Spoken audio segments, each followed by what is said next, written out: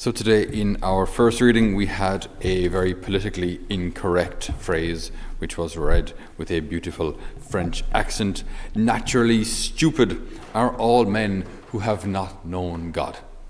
Naturally stupid are all men who have not known God, and who, from all the good things they have seen, have not been able to discover him who is. So he who is, the I am, from Genesis. That from all things that are, we cannot discover the Creator. From all the created things, all the creatures, we can't discover the Creator. Naturally stupid are all men who cannot do so. Very, very interesting proposition from the Book of Wisdom here, because generally speaking, in the world today, we're so scientifically advanced and so on, most people think that if you're super smart, you're probably atheist. Or if you're super smart, you probably should be atheist.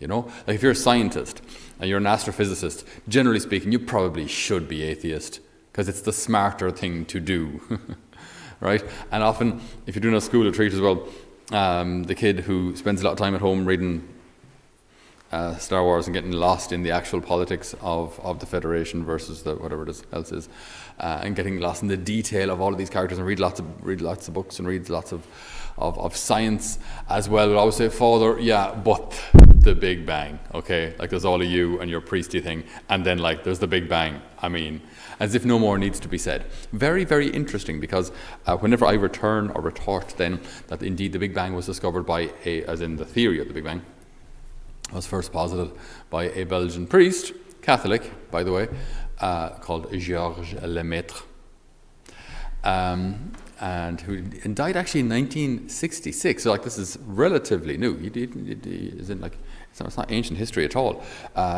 Posited by him that the universe, and I quote, according to the Big Bang theory, the expansion of the observable universe began with the explosion of a single particle at a definitive point in time.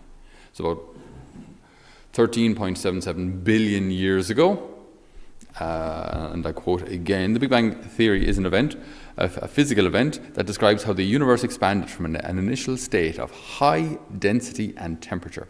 In various cosmological models of the Big Bang explain the evolution of the observable universe from the earliest known periods through its subsequent large-scale form. Point being that 3.77 million years ago, all of the universe was in an immensely dense, compact state. All right, and again, this is science, not the Bible, science. So immensely dense, compact state. So all of the universe, I mean, if you could squash a car into something that would fit in my hand, that would be 1.5 tons. Like, that'd be pretty heavy. If you could squash a house into something that would fit into my hand, no person in the universe could, well, no person on the earth could lift it, right? But if you could squash an entire universe into something that would fit in my hand, I mean, like, it's just immensely, incredibly dense.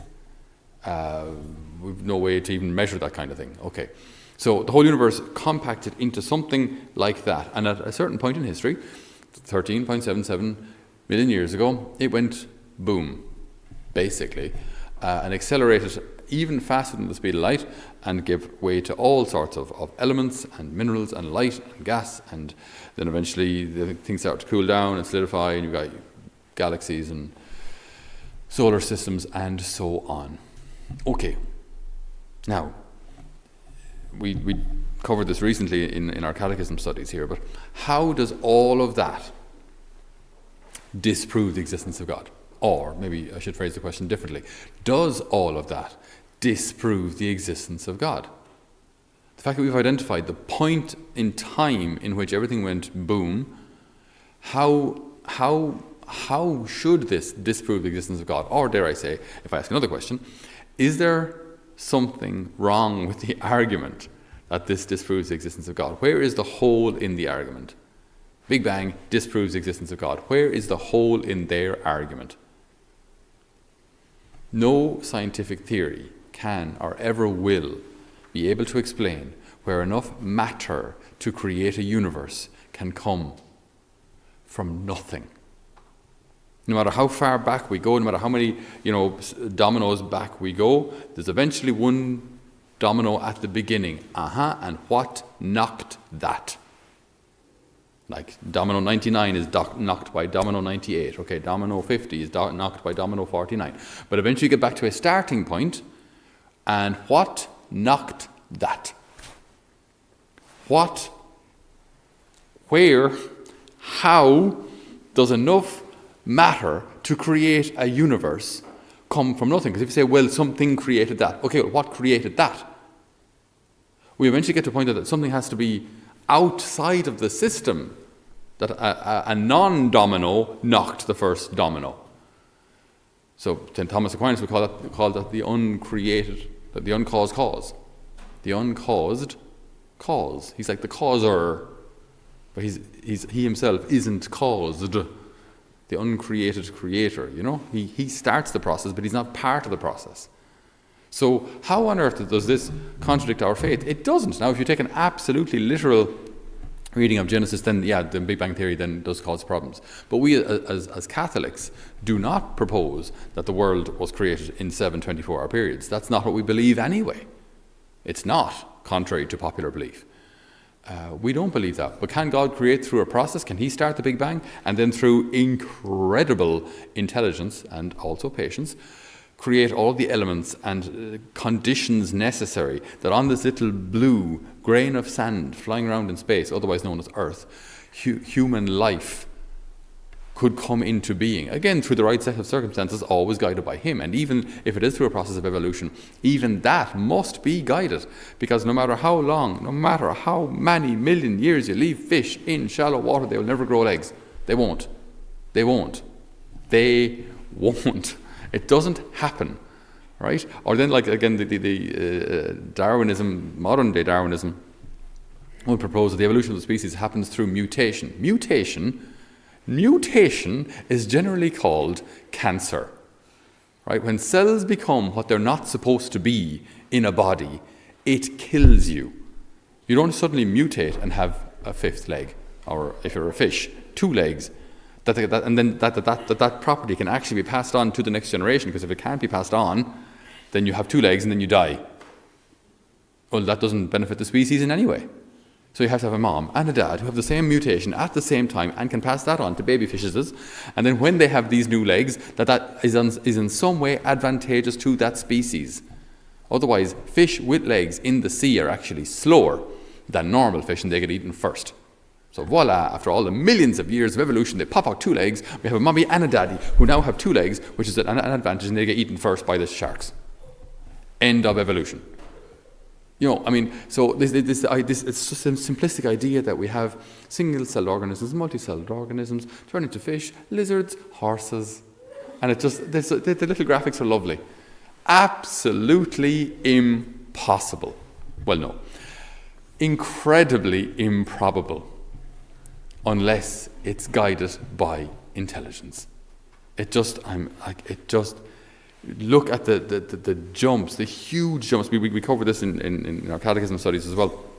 Like even any one particular organ in the body, right? Any one organ is no advantage to the species unless that organ is fully functioning, right? So it can't develop slowly. You can't have, so a jellyfish suddenly develops like a part of a liver, right?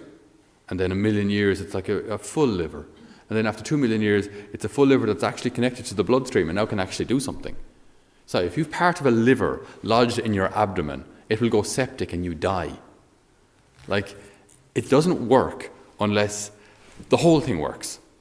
Again, it's no advantage to a species to develop an eye unless that eye is connected to the brain. You know, and as complicated as the eye is, it's no good to you unless it works. So you can't develop an eye slowly over millions of years. Because if you have something lodged in your head, unless it's connected to a bloodstream, it kills you. It'll go septic, like it'll rot. So this idea that all everything that we have in our bodies, the whole thing can just develop slowly and slowly, it just doesn't work, because there has to be a kind of a jump where you go from, bacteria, multi-celled organisms, or a jellyfish, and now we've got a fully functioning eye. Now that's our eyes.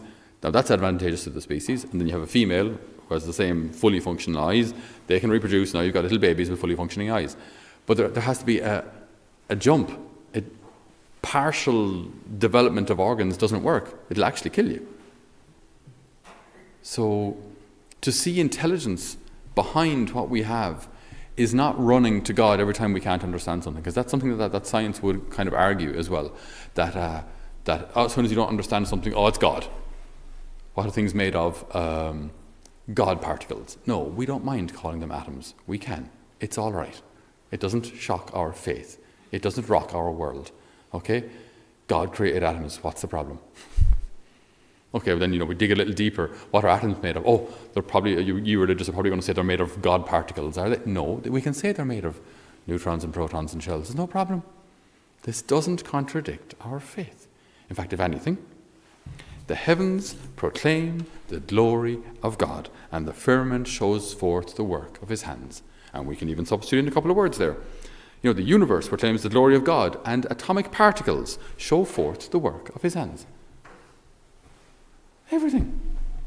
The eyeball shows forth the work of his hands. Fire.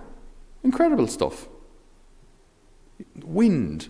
A leaf. A snowflake shows forth the work of his hand. This is not in any way any contradiction to our faith. Understanding the world around us doesn't disprove the existence of God, no more than understanding the Pietà disproves the existence of Michelangelo. Right? It's such a beautiful work of art. Oh my goodness, it must have come from nothing. Why can't science and faith work hand in hand? That everything that we discover about this beautifully created world is the work of God. Great. But let's continue to discover. Let's continue. We don't have to, as I say, every time there's a mystery, every time there's something we don't understand, just back off and say, God did it. We can try and understand it, absolutely. Science, by all means, knock yourselves out. Go for it. It's fantastic. It's good that we understand the world around us. But the more that we understand about the world around us, in fact, if anything, for me, the more it reveals the incredible intelligence, the incredible goodness, and the incredible beauty of the Creator. So the more we discover about the universe, fantastic, great, bring it on. It doesn't disprove the existence of God. It just proves that there's an incredibly, a God who's so generous and so just overflows with love that he creates gifts in the beautiful universe that we have that we haven't even discovered yet. There's beauty out there we haven't even seen yet. There's more and more and more. Such is the generosity of his heart. Doesn't disprove the existence of a creator at all. So today we can be very confident that our faith and our understanding of the world, otherwise known as science, that they can absolutely go hand in hand. They are in no way contradictory. At times there might be things that are difficult to reconcile, but keep studying, and keep praying, and we'll see that they actually go hand in hand. There's no problem. There's no contradiction. They're different areas. They're different fields of study, but they're complementary. Because as Scripture says, naturally stupid are all men who have not known God, and who, from the good things they have seen, have not been able to discover him who is.